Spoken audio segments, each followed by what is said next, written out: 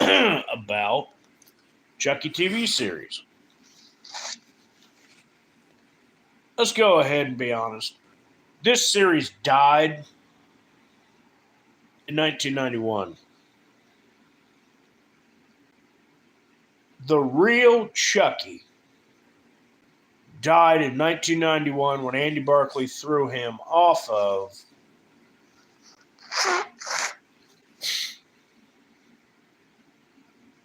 that tower thing, and he got chopped up in the big fan. That, to me, will always be the official death of Chucky and this cosplay embarrassment, cheap knockoff will never be Chucky.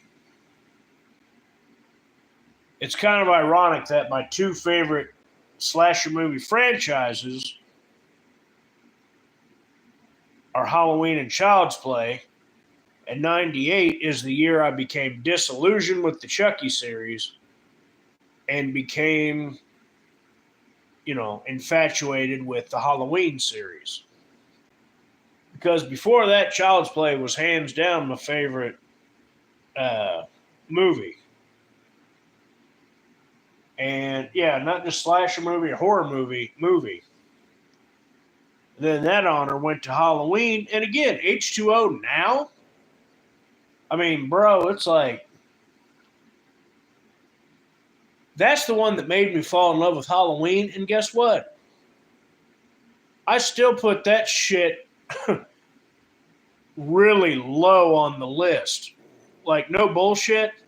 My three worst in the Halloween series will always be the remakes, and the absolute worst will always be 3.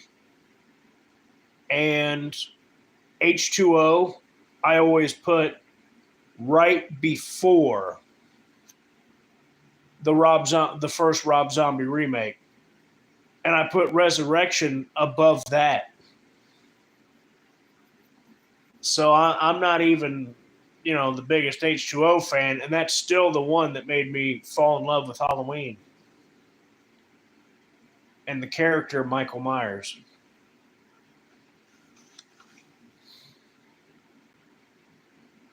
And that's still with not even giving much of a shit about the Laurie Strode character, how she was portrayed in that movie.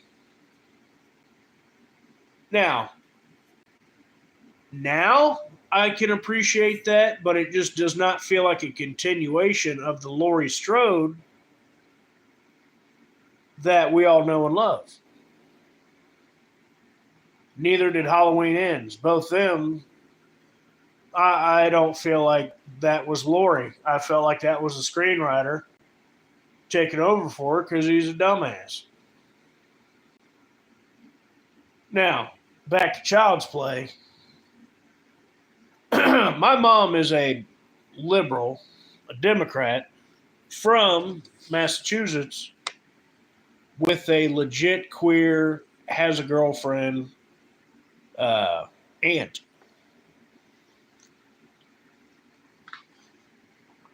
And even she, when we went to go see Bride of Chucky, had no idea. She was a little confused, like what was with the gay character? Because it comes out of left field, because nothing in that vein remotely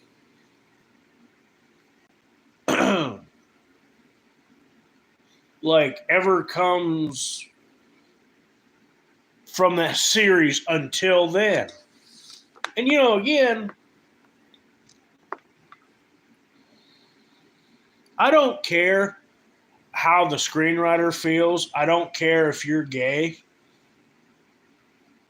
Nothing about this series in the first 3 had anything to do with that happy horse shit. It's literally just so you can spew your fucking nonsense and horse shit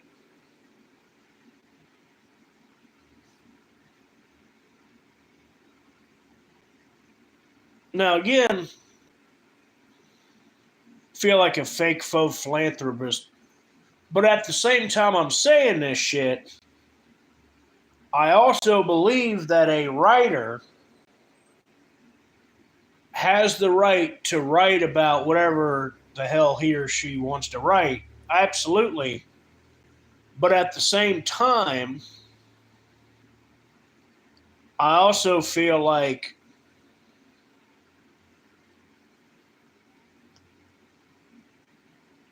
there's better and smarter ways to do it because, first and foremost, because even if you read my story, The Drag Queen from Hell, that's still about a transvestite serial killer that's legit gay. Like, he's got a crush on the main protagonist. But unlike what Don Mancini has turned the Chucky series and, into from part 4 on, he's turned it into, not just having gay characters. Having gay characters is one thing. Uh, this isn't just having gay characters. This is dyed-in-wool making a political statement and more about being gay with a backdrop of Chucky than it is a Chucky TV series. Because again, for this television series to actually be good, honestly, one Chucky, get rid of Tiffany. She sucks and has never added anything to this series. Get rid of the fucking, what's it called? Get rid of Glenn and Glenda. Nobody needs or wants that happy horse shit. And again, I do want to say, make the story about Andy and his trauma and trying to catch one Chucky, because the multiple Chucky angle is just garbage. Nobody wants or needs that shit. Now, again, Lexi was a total bitch in the first season, but I kind of respect that they made her, like, at least her and Jake have made amends since the first season. And even Devin and Jake, like, okay, they have, and that's one thing. They've gotten together, but it needs to pick